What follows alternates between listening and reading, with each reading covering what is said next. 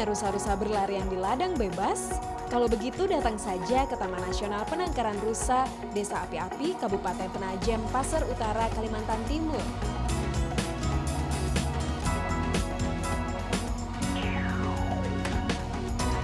Di sini ada ribuan rusa jenis sambar alias Cercis unicolor yang sengaja dibudidayakan agar populasinya terus bertambah. Nah, selain cantik untuk dilihat, ternyata ada juga loh manfaat lain dari hewan bertanduk ini. Tanduknya yang bercabang ini bisa diolah menjadi obat. Bahwa di dalam tanduk muda rusa itu terdapat 7 asam amino esensial dari 9 asam amino yang dibutuhkan oleh tubuh kita. Rusa mulai dia bertanduk ya, kurang lebih berumur 2 tahun. Dan pada saat tanduknya tanggal pertama jangan kita olah dulu. Pada saat tanduk yang kedua dan seterusnya baru kita bisa gunakan. Terhitung 50 hari sejak tanduk pertama tanggal secara alami, barulah kemudian ranggah atau tanduk muda rusa bisa dipotong. Dan ternyata proses pemotongan tanduk rusa cukup repot loh. Lihat saja para teknisi yang harus ekstra sabar menggiring. Ya, rusa memang agak ogah-ogahan diajak ke ruang operasi yang disebut dengan dark room. Mereka pun harus rela berkejaran. Hingga akhirnya, rusa pun dapat dikendalikan. Nah, agar proses pemotongan tanduk berjalan lancar, rusa dibius lokal dulu ya. Rusa tenang, potong tanduk pun dimulai. Akhirnya selesai juga. Tapi ada yang nggak boleh ketinggalan nih, menyemprotkan antibiotik spray pada sisa tanduk habis dipotong. Ini penting biar si rusa nggak infeksi dan bisa bermain seperti semula. Dia paling mengalami stres ya, 2-3 hari habis itu dia bisa setelah diberikan pengobatan sebagaimana mestinya, sehingga bekas potongan tanduk itu tidak akan berulang ya.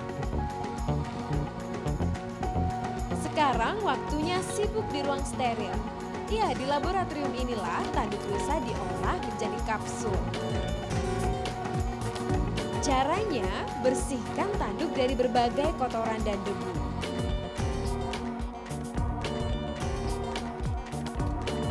Lalu dibakar agar bulu-bulu halusnya rontok.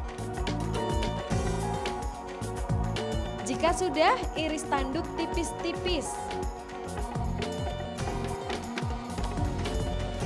Nah, untuk meminimalisir kadar air, masukkan irisan tanduk ke dalam oven.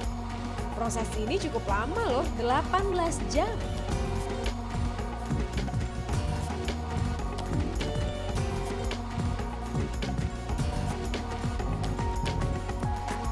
Setelah tanduk rusa matang, irisan ini pun siap digiling hingga halus.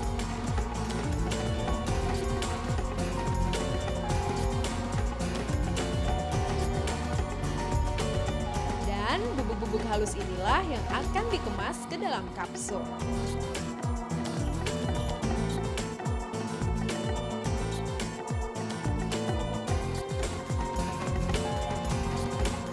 Dalam kemasan satu botol seharga Rp50.000 ini terpampang kandungan nutrisi yang ada dalam kapsul rangga muda atau velvet. Konon khasiat velvet dapat meningkatkan potensi organ seksual baik pria maupun wanita.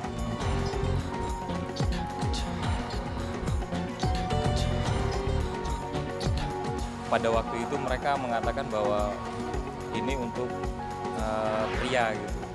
Tapi begitu saya coba, ternyata bukan hanya untuk pria, untuk wanita juga bisa. Ya gereng aja gitu Pak. Ya tahu sendirilah mbaknya gimana gitu.